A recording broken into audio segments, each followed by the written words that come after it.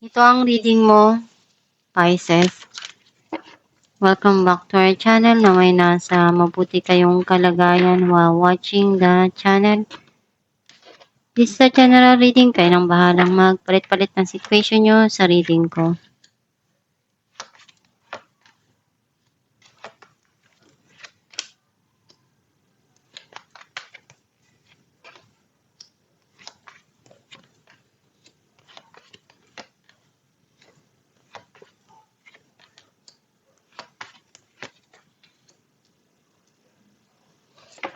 At the bottom of the deck, 5 of Wands.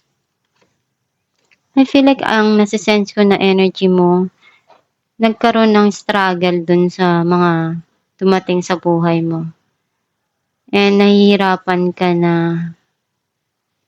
iayos yung mga sitwasyon.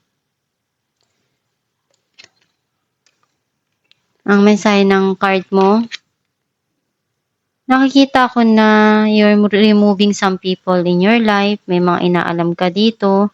Pinag-aaralan mo yung mga bagay na dumarating ngayon sa buhay mo. May panghihinayang sa mga nawala. And iniisip mo ano yung paraan na pwedeng magawa mo pa para hindi na maulit yung mga nangyari na yun. At nandun yun sa point na mas nakapokus ka dun sa mga bagay na wala na kesa dun sa mga dumarating sa'yo. Mas gusto mo yung nagbibigay ka, nakakatulong ka. Some of you want to balance yung mga sitwasyon ngayon sa buhay mo. Yung mga dumarating ngayon.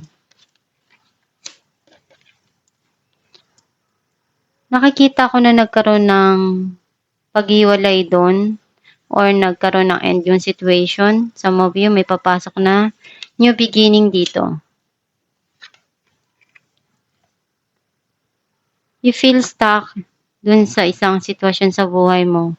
Tinatry mo na ialis yung sarili mo doon at pinag-iisipan mo kung ano yung way na magagawa mo.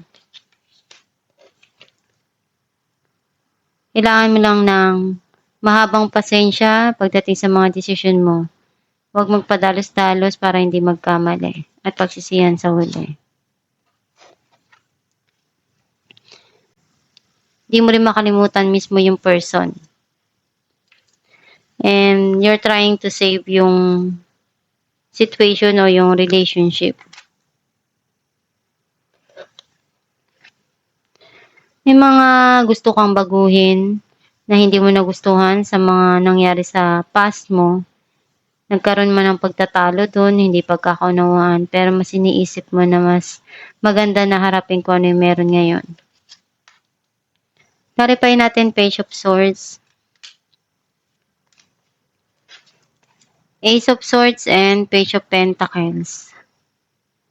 May mga bagong idea na dumarating sa'yo at pinaplano mo kung ano yung pwedeng makatulong sa yung financial or sa trabaho, career, or pera na involved dun sa sitwasyon. Clarify natin ng Six of Pentacles.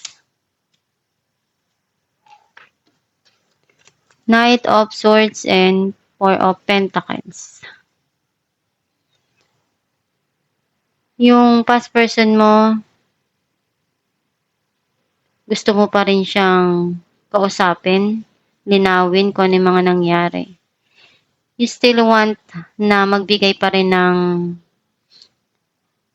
panahon or bigyan pa rin yung tao ng chance.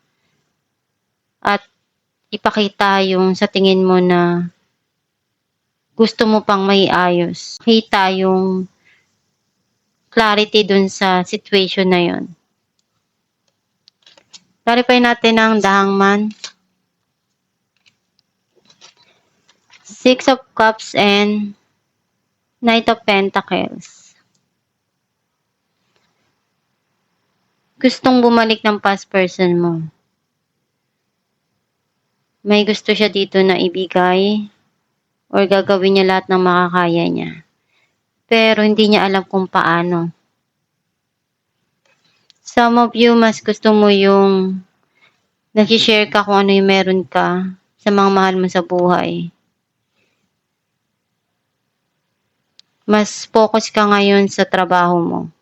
Clarify natin ang Four of Pentacles. Five of Swords and the Emperor. Mas gusto mo kalimutan yung mga nangyari na hindi maganda sa nakaraan. Ayaw mo pabigatin yung kalooban mo o yung isipan mo kasi mas gusto mong kontrolin kung ano yung nararamdaman mo. At unahin kung ano yung nararapat at para sa kinabukasan mo. Clarify natin ang Five of Cups. Six of Swords and Ten of Swords. Naghihil ka na unti-unti, though you feel sad and backstab by someone. Pero hinihintay mo pa rin na bumalik.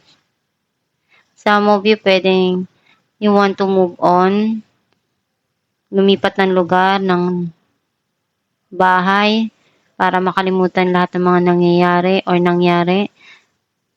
Doon nandun yung panghihinayang, pero mas gusto mong unahin kung ano yung para sa kinabukasan mo. Clarify natin ang the Tower.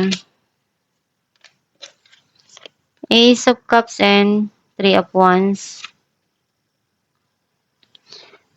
Punong-puno na pagmamahal na darating para sa'yo. May hinihintay ka na umpisahan.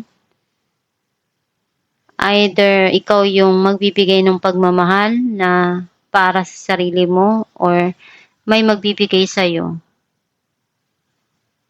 Some of you, meron ditong darating na tao na nakalaan para sa'yo. Pwedeng nasa malayo. Clarify natin Temperance. Kasi may travel dito. The World and Queen of Pentacles. You manifest na mabago yung mga nangyayari or maging okay ka. Ngayon ka nagigising doon sa mga katotohanan. Kailangan mo na habaan yung pasensya mo. And alamin mo lang kung ano yung magpapasaya palagi sa puso mo. Huwag magpadalos-dalos sa mga desisyon. Clarify natin ang Five of Swords.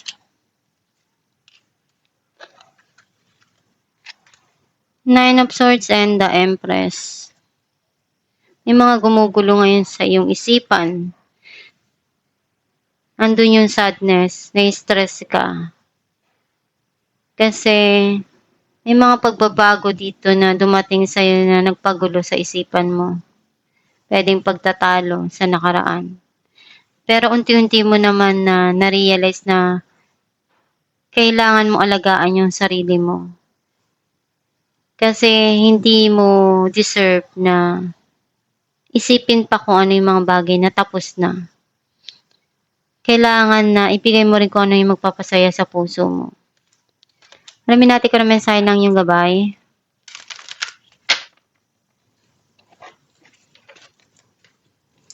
Focus on service. Your soul desires only to joyfully serve and to swim in a constant stream of bliss. This stream continuously feeds you everything you need.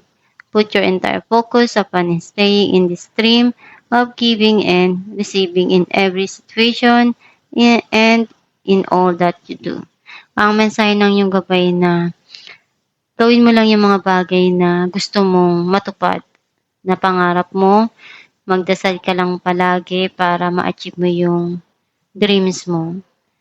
Kumunik ka kay God para magabayan ka ng tama sa mga decision mo at sapat na gusto mong tahakin. Kung ano yung magpapasaya sa puso mo, yun ang sundin mo. As long na wala kang natatapakan, wala kang nasasaktan, ipagpatuloy mo yung mga pangarap mo na ma-achieve mo. And pag sumikapan mo lang, para one day, kung ano yung mga mitiin mo is mapasa kamay mo at maabot mo. Nandiyan lang sila palagi para gabayan ka. Magdasal ka lang at do your best every time na may papasok na sitwasyon or mga dumarating sa buhay mo para malagpasan mo lahat ng pagsubok. At itong yung reading, Pisces, kung nakaresonate ka, kindly comment down below. Thank you for watching.